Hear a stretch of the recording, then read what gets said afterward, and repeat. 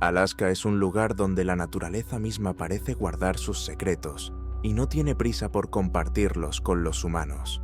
Las historias de Simon Clarke, Wayne Malone y Maria Hopper son solo 3 capítulos de un largo libro de desapariciones que no pueden explicarse con la lógica convencional. Un saco de dormir cuidadosamente enrollado junto a un acantilado, un bote con arañazos en el fondo, unas gafas en un árbol, una bolsa con manchas de sangre en las raíces. Todas estas pistas parecen haber sido dejadas allí a propósito, como un acertijo que nadie ha resuelto. No olvides suscribirte al canal, darle a me gusta y compartir tus comentarios. Tu participación nos inspira para crear nuevos vídeos. Ahora pasemos a historias inexplicables que dejan más preguntas que respuestas.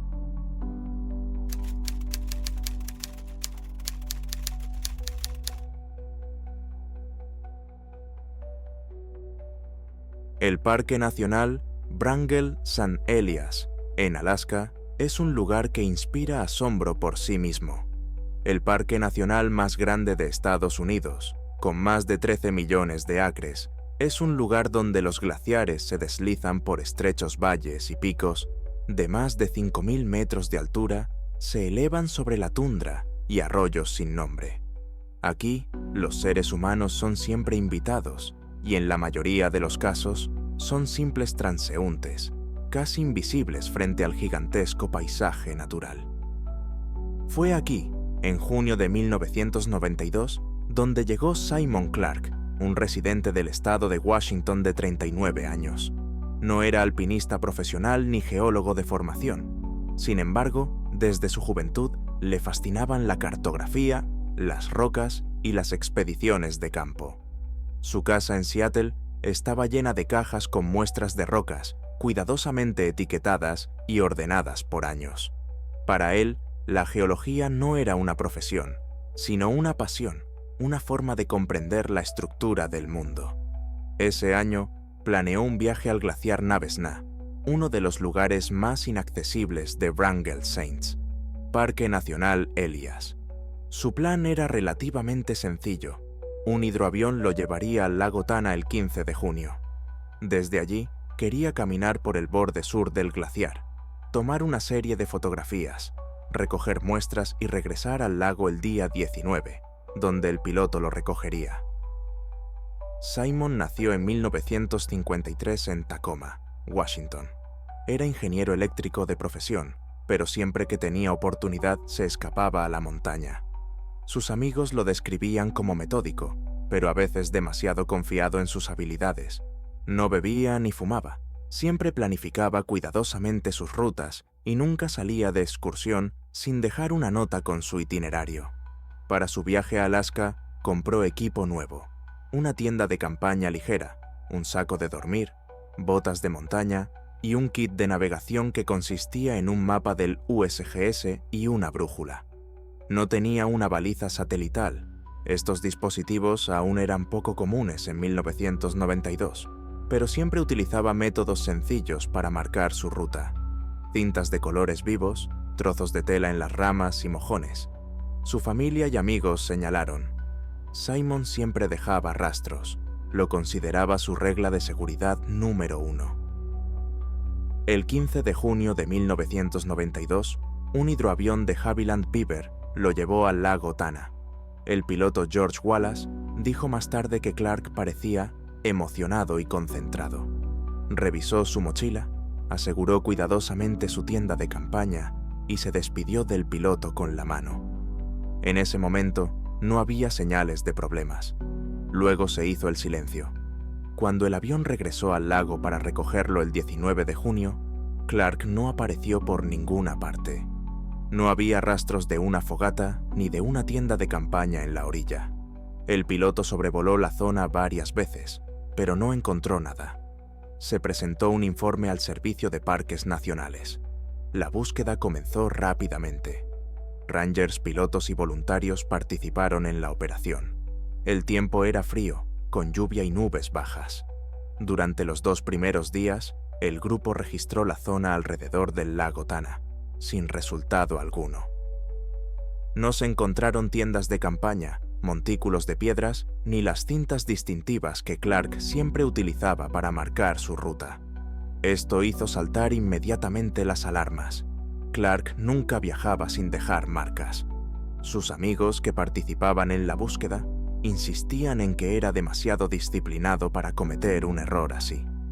Pero el terreno decía lo contrario. Era como si su presencia hubiera sido borrada. El quinto día de la búsqueda, el 24 de junio, los voluntarios se topó con un saco de dormir. Estaba cuidadosamente enrollado sobre una plataforma de piedra cerca de un acantilado, a 10 kilómetros al este del lago. El saco de dormir estaba seco y limpio, como si acabara de sacarse de una tienda de campaña y colocarse en el suelo. No había más pertenencias cerca, ni tienda de campaña, ni mochila, ni ropa. Ni siquiera había rastros de una hoguera. El suelo a su alrededor estaba mojado por la lluvia, pero el saco de dormir estaba seco, como si lo hubieran colocado allí hacía muy poco. Otra rareza.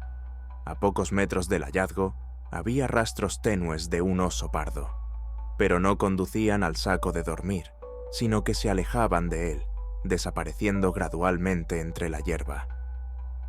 El informe de los guardabosques señaló más tarde: no se ha determinado por qué se dejó el saco de dormir en un lugar tan abierto, sin señales de que alguien hubiera estado allí. La familia Clark estaba convencida de que, si él hubiera doblado el saco de dormir, lo habría hecho en el campamento o en el sendero, pero no al borde de un acantilado. Tras el hallazgo del saco de dormir, la búsqueda continuó con renovado vigor. El Servicio de Parques Nacionales trajo equipos adicionales, 2 tripulaciones de helicópteros, adiestradores de perros y unos 30 voluntarios que eran excursionistas experimentados. La búsqueda se centró principalmente en la zona del glaciar Navesna.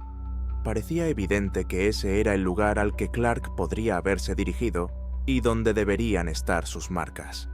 Sin embargo, para sorpresa de todos los involucrados, no se encontró ninguna marca, ni una sola cinta, ni un solo rastro, ni siquiera una ramita doblada por la mano del hombre.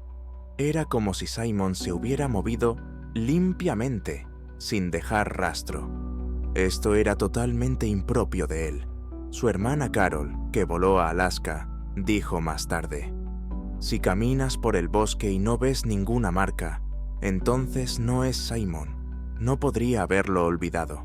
Es parte de su carácter. La búsqueda adquirió entonces un tono casi místico.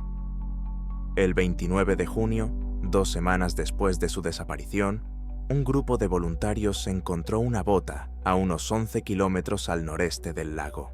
Era una bota de montaña a solo izquierda, en buen estado, con los cordones intactos y mínimos signos de desgaste. Pero la forma en que fue encontrada sorprendió a todos. La bota estaba en una estrecha grieta entre 2 rocas. No había caído allí, sino que parecía haber sido clavada con fuerza. Estaba atascada verticalmente, con la punta hacia abajo, tan profunda que solo se pudo sacar con una palanca. El exterior de la bota estaba relativamente seco, mientras que el interior estaba húmedo, pero no mostraba signos de exposición prolongada a la lluvia. No había ningún cuerpo ni otros objetos cerca, ni calcetines, ni mochila, ni rastros de presencia humana. Solo esta bota, tan firmemente atascada que parecía que alguien la hubiera colocado allí deliberadamente. Los expertos señalaron inmediatamente que si la bota se hubiera caído del pie durante una caída o mientras caminaba, habría quedado en la superficie. Para alcanzar ese nivel de profundidad, habría sido necesario un esfuerzo considerable. En ese momento, la operación de búsqueda llevaba más de 2 semanas. No había tienda de campaña, mochila, ni otras prendas de vestir. No había sangre, huesos, ni efectos personales. Las huellas en el suelo terminaban abruptamente, como si el hombre hubiera dejado de existir en ese lugar. Los biólogos de la Universidad de Alaska, llamados para consultar, descartaron un ataque de oso.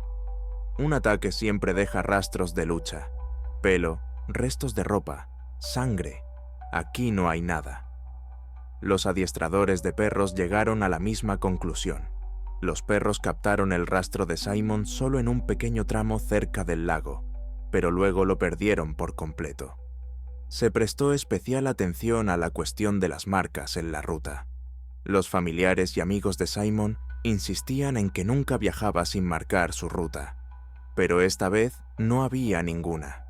Surgió una hipótesis. Tal vez las había quitado deliberadamente, decidiendo mantener su ruta en secreto. Pero, ¿por qué? ¿Y por qué entonces su saco de dormir estaba cuidadosamente enrollado al borde del acantilado y su bota atascada en una grieta? La hermana de Simon, Carol, y 2 amigos volaron a Alaska para participar en la búsqueda. Observaron varias anomalías que no figuraban en los informes oficiales, pero que se comentaban entre un pequeño grupo de voluntarios. Varios buscadores indicaron que había un silencio antinatural en la zona donde se encontró el saco de dormir. No cantaban los pájaros, ni siquiera se oía el sonido del viento. Era como si el sonido hubiera desaparecido, dijo uno de los guardabosques.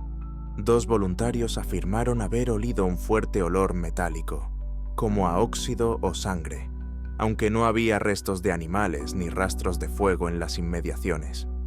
Los perros de búsqueda se negaron 2 veces a pasar de un punto determinado del sendero, gruñendo y retrocediendo. Esto quedó registrado en el diario del equipo de búsqueda, pero los informes oficiales hicieron hincapié en la ausencia de rastros para su análisis. Para la familia Clark, lo más impactante fue que parecía haber desaparecido por completo. No se encontró ningún documento, ni navaja, ni siquiera una taza, aunque normalmente se encuentra al menos alguna pertenencia de los turistas. Solo se encontraron 2 objetos, un saco de dormir y una bota. La investigación oficial llegó finalmente a una conclusión cautelosa. No se ha podido determinar la causa de la desaparición de Simon Clark. Se ha descartado que se trate de un ataque animal o de un accidente, ya que son hipótesis poco probables. Hubo varias versiones no oficiales. Caída en una grieta. Algunos creían que Clark podría haber caminado sobre el glaciar y haber caído en una grieta cubierta por la nieve. Esto explicaría la ausencia del cadáver, pero no explica por qué se encontró su saco de dormir enrollado al borde de un acantilado y su bota atascada en una grieta a 11 kilómetros de distancia. Otra versión era que quería desaparecer y empezar una nueva vida, pero algunas cosas lo desmentían. Dejó sus documentos, su dinero y su querida colección de minerales en casa. No había indicios de que quisiera desaparecer. A veces se barajó la posibilidad de un delito. Alguien podría haberlo encontrado en las montañas, pero la zona estaba completamente desierta. En aquellos días, no se registró ni un solo campamento en un radio de 48 kilómetros. Una búsqueda de voluntarios entre los partidarios de hipótesis anómalas reunió una serie de historias similares en Alaska. Personas cuyas huellas se habían perdido, cuyas pertenencias se habían encontrado cuidadosamente dobladas en lugares ilógicos. En 1993 y 1994 se llevaron a cabo repetidas búsquedas durante los meses más cálidos. Los voluntarios registraron lechos de ríos, desprendimientos de rocas e incluso cuevas en las formaciones rocosas. Pero, de nuevo, nada. La familia de Simon Clark solo consiguió el reconocimiento oficial de su muerte en 1997, 5 años después de su desaparición. Pero ni ellos ni muchos de los que participaron en la búsqueda podían aceptar que un hombre hubiera desaparecido sin más, dejando atrás solo 2 objetos que parecían haber sido colocados allí deliberadamente por alguien. A día de hoy, nadie sabe dónde acabó Simon Clark aquel día de junio de 1992.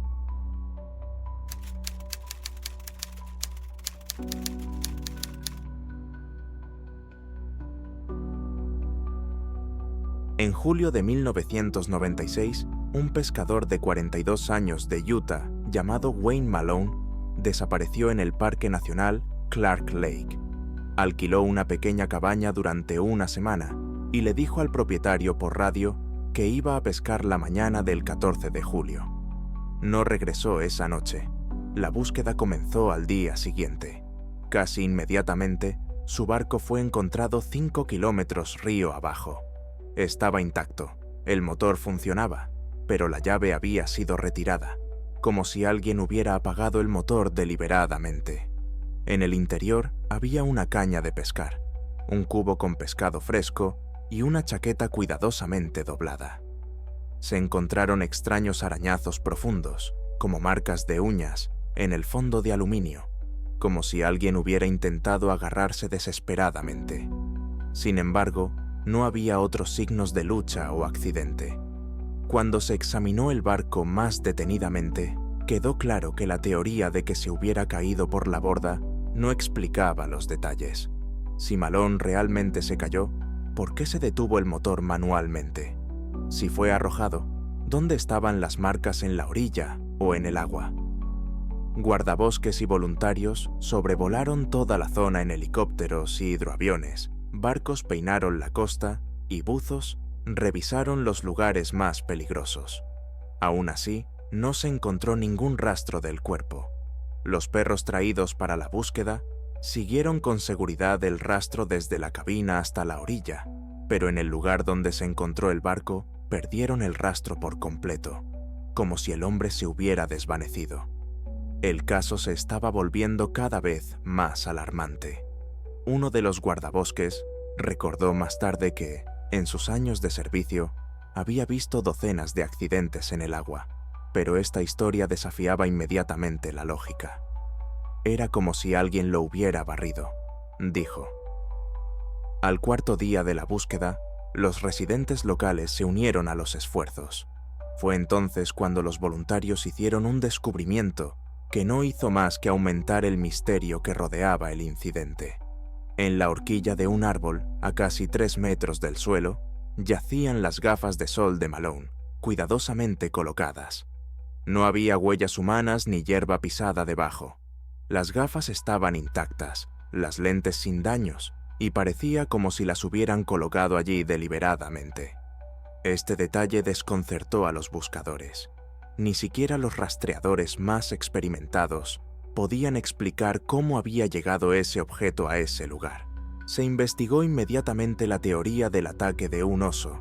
En Alaska, esta es siempre la primera hipótesis, pero no se encontraron pelos, sangre ni huellas características alrededor de la embarcación. Además, los peces del cubo estaban intactos y era poco probable que el animal hubiera ignorado una presa tan fácil. La idea de que el hombre pudiera haberse ahogado tampoco se sostenía. El agua en esa zona no era lo suficientemente profunda como para que el cuerpo no flotara en la superficie en pocos días. Los familiares insistían en que Wayne siempre había sido muy organizado. Tenía la costumbre de marcar su ruta haciendo muescas o dejando cintas. Esto hacía aún más extraña su desaparición, ya que no había señales de que hubiera marcado el camino. Parecía como si no lo hubiera hecho por primera vez en su vida. A finales de julio, la búsqueda activa comenzó a reducirse.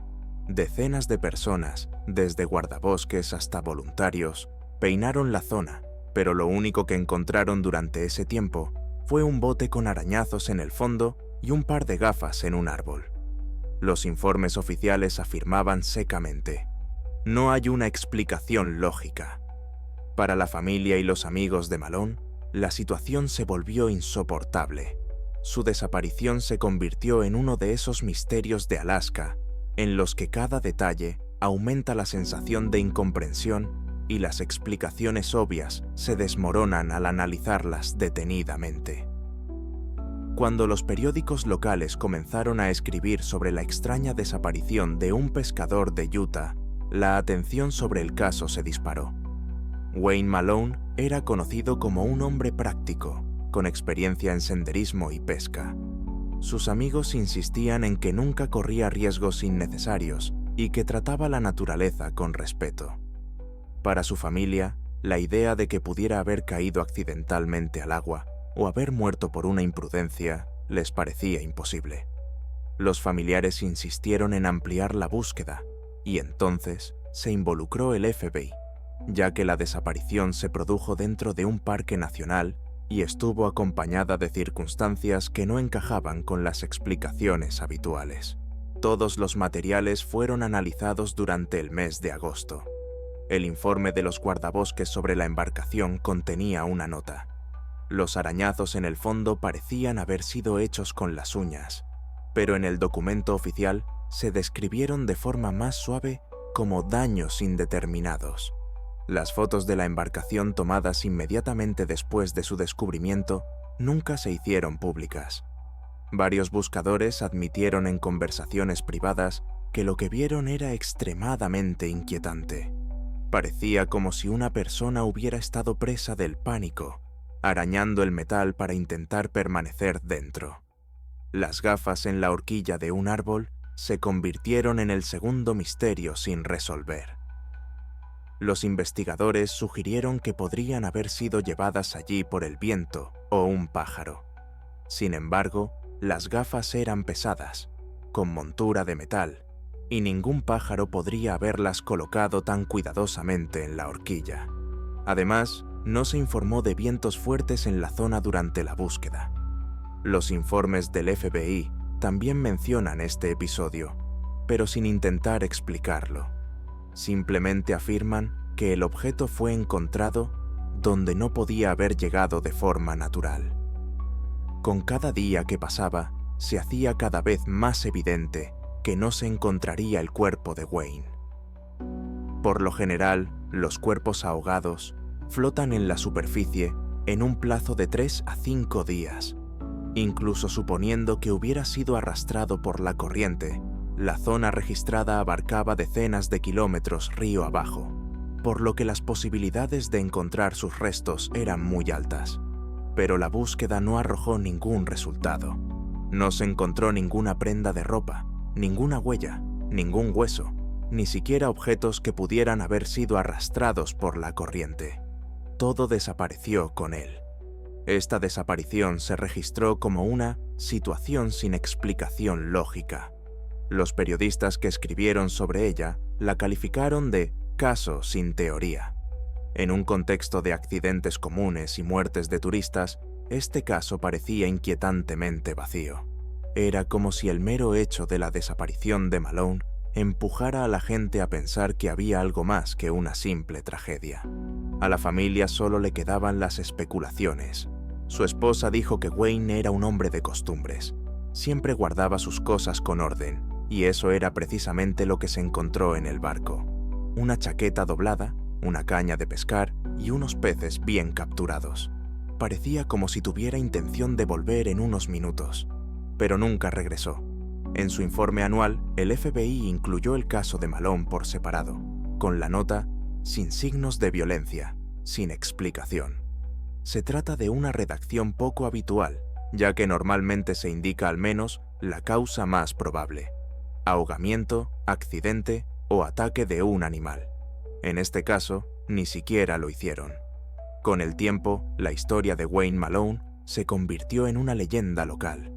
Los pescadores y los residentes del lago Clark dijeron que, desde entonces, se habían vuelto más cautelosos a la hora de salir solos. Varias veces, la gente afirmó haber visto un bote a la deriva sin nadie a bordo, pero cuando se acercaban, estaba vacío. Esta coincidencia siempre les recordaba aquel día de julio de 1996. Así quedó. Un barco con arañazos, pertenencias cuidadosamente dejadas, gafas en un árbol y ningún cadáver. Para la historia, fue una desaparición inexplicable. Para la familia, fue una pregunta eterna sin respuesta. Para los investigadores de este tipo de casos, fue otra historia que encajaba en una larga serie de desapariciones misteriosas en Alaska, donde la naturaleza parece capaz de ocultar a las personas sin dejar rastro.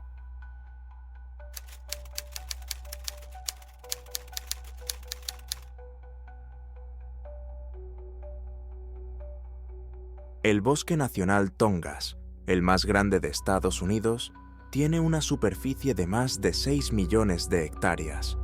Este lugar es una combinación de fiordos brumosos, arroyos fríos, abetos centenarios y montañas que descienden hasta el agua.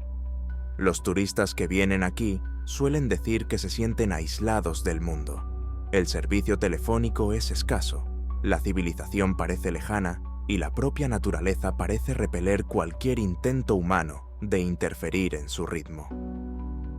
En julio de 1998, una viajera de 29 años de Virginia llamada Maria Hopper llegó aquí. No era ajena al camping. Había recorrido el sendero de los Apalaches, pasado noches en las montañas rocosas y viajado a los parques nacionales del oeste. Sus amigos destacaban que María siempre se tomaba muy en serio los preparativos. Revisaba 2 veces su equipo, mantenía sus cosas en orden y siempre dejaba un itinerario detallado cuando viajaba sola. Llegó a Tongass como parte de un viaje más largo por Alaska. Según su familia, el objetivo del viaje era escuchar el silencio y vivir en soledad durante unos días. Alquiló una parcela en un pequeño camping cerca de Sitka Creek, muy popular entre los pescadores y aquellos que prefieren estancias cortas en el bosque. Solo hay unas pocas parcelas, todas rodeadas de árboles y con vistas a un arroyo de agua rápida. Según sus vecinos del campamento, una pareja de Seattle, María parecía tranquila y contenta la noche del 17 de julio. Recordaban su esbelta figura, su pelo recogido en un moño y la armónica que tocaba junto a la hoguera. Eran alrededor de las 9 de la noche. La pareja recordó más tarde. Sonaba sorprendentemente acogedor. Tocaba una melodía sencilla y todo el bosque parecía haberse congelado. Se acostaron alrededor de las 10:30 p.m. y cuando se despertaron por la mañana, notaron el silencio. No salía humo de la hoguera, la tienda de María parecía abierta y la chica no estaba por ninguna parte. A las 8 de la mañana se acercaron a la tienda. Dentro encontraron una mochila, cuidadosamente cerrada. Cerca de allí, en el suelo, había una linterna apagada. La tienda estaba abierta, como si la hubieran abandonado apresuradamente, pero no había desorden. No había zapatos ni chaquetas. Todo estaba en su sitio, incluida la comida y los documentos. Al principio, pensaron que María se había marchado temprano por la mañana para dar un paseo, pero con cada minuto que pasaba, su preocupación aumentaba. Al mediodía, al no haberla esperado, informaron al encargado del camping, quien se puso en contacto con los guardabosques. Se inició inmediatamente la búsqueda. En las primeras horas, el equipo de búsqueda esperaba encontrar las huellas de María justo al lado del campamento. Sin embargo, no había nada alrededor de la tienda, ni huellas en el suelo húmedo, ni ramas rotas, ni marcas distintivas de zapatos. Era como si simplemente se hubiera desvanecido en la noche. A 200 metros del campamento, en una zona con gruesas raíces de un viejo árbol caído, encontraron el único objeto, una pequeña bolsa de higiene envuelta en una camiseta gris. Dentro había jabón, un cepillo de dientes y un peine. La camiseta tenía manchas marrones, secas y borrosas. Había rastros de sangre en el cepillo de dientes. Un examen posterior confirmó la presencia de sangre. Sin embargo, no se pudo determinar su origen. En aquel momento, las pruebas de ADN aún no se utilizaban de forma generalizada en todos los casos de este tipo, y no había suficiente material. La extrañeza del hallazgo aumentó la ansiedad. ¿Por qué se marchó María por la noche sin sus zapatos y su chaqueta, dejando todo en la tienda? ¿Por qué se llevó la bolsa con sus artículos de aseo, pero la dejó junto a las raíces de un árbol, envuelta en su camiseta? Y lo más importante, ¿de quién era la sangre del cepillo de dientes?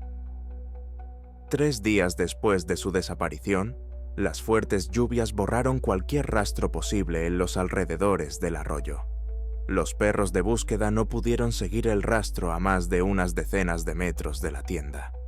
Los voluntarios peinaron el lecho del arroyo, los bosques y las zonas rocosas, pero nunca se encontró el cuerpo ni otras pertenencias.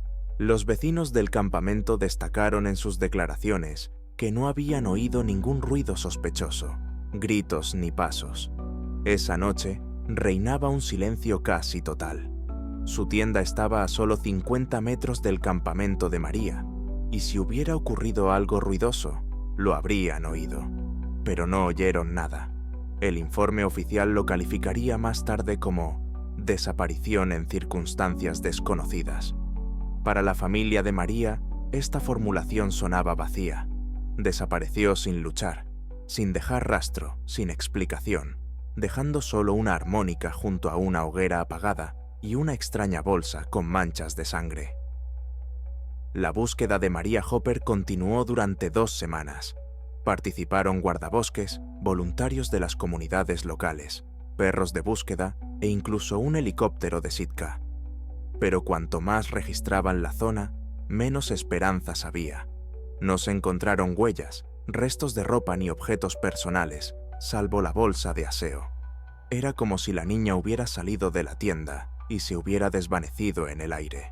Se registró minuciosamente el arroyo Sitka, cerca de donde se encontraba el campamento. El agua es fría, pero no muy profunda.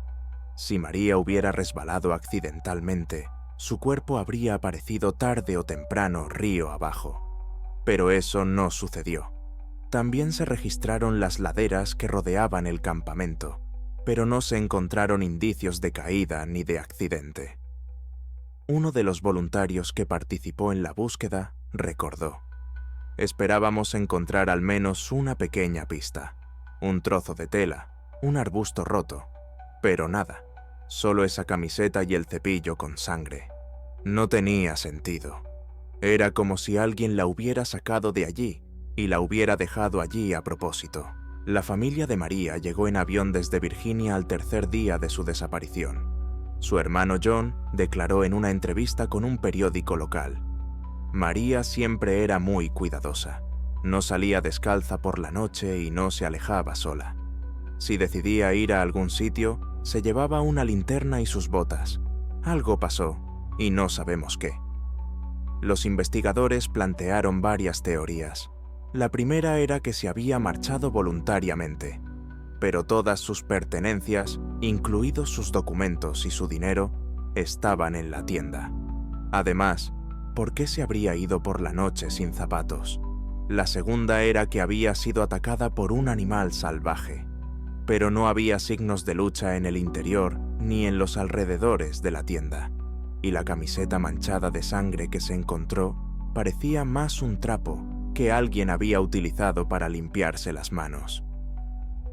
La tercera teoría era un accidente en el bosque, pero entonces deberían haber encontrado el cuerpo o al menos signos de una caída, y el bosque había sido peinado docenas de veces. En los archivos, el caso de María Hopper seguía sin resolver. Los documentos afirmaban explícitamente: no hay una explicación lógica para el comportamiento ni para las pruebas encontradas. Para los guardabosques de Tongass, su desaparición se convirtió en uno de los casos más desconcertantes de la década.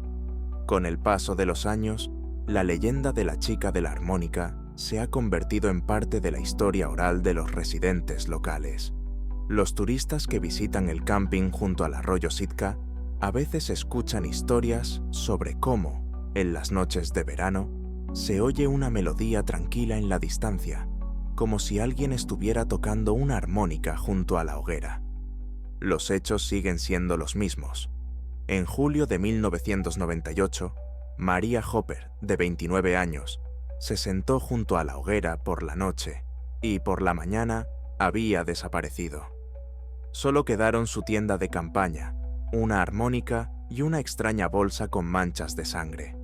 Todo lo demás son especulaciones. Su cuerpo nunca fue encontrado. Eso es todo. Si te ha parecido interesante, dale a me gusta, suscríbete y escribe en los comentarios cuál de estas historias te ha impactado más. Aún quedan por delante desapariciones aún más espeluznantes e inexplicables que son imposibles de explicar.